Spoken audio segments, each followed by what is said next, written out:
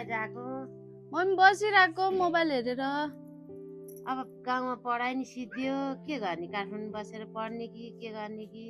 पढ्न त परिहाल्यो नि मम्मी, पढाइ त छोड्ने कुरै आएन नि। काठमाडौँ बसेर पढौँ कि भनेर सोचिरहेको छु मम्मी, कोठा लिएर के गर्ने?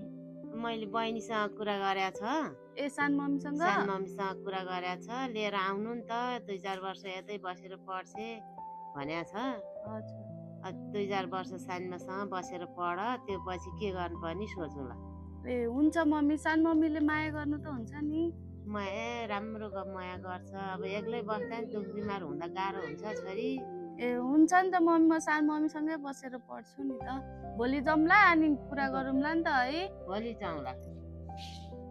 घर त ठुलो बना रहेछ है आमा? नि उनीहरू कत्रो ठुलो घर छ। त्यही भने जाऊँ आमा। घरमा त कोही हुनुहुन्न कि क्या हो आमा? छन् होला। जाऊँ न त भित्रै। ए सान मम्मी नमस्ते।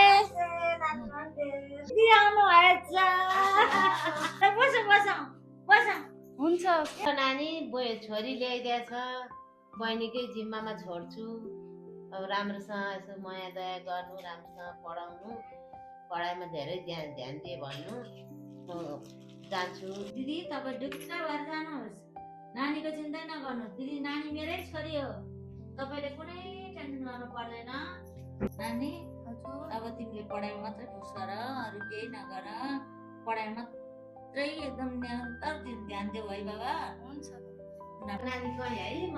हुन्छ मम्मी, आउँदै गर्नु है मम्मी, मलाई भेट्न। आउँदै गर्छु ल है नानी। छोरी जिम्मा लगाइरहेको छ, मलाई घरमा नि अल्पत्र छ। भिनाजु बिरामी हुनुहुन्छ बहिनी। गुणा जुठा जुठे तिमी चाहिँ किताब हेरेर बसिछौ, यसो कहिले काहीँ त सहयोग गरिदिनु भयो हुन्थ्यो नि। सबै त्यहाँ भद्रगोल छ, काम पनि गर्नु परिहाल्यो नि। त्यति बेला पनि किताबै हेरेर कहाँ साध्य हुन्छ नानी?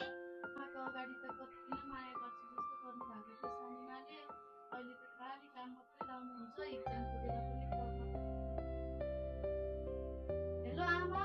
हजुर, के गर्दैछौ छोरी? एक्जाम होला, पढिरहेछौ?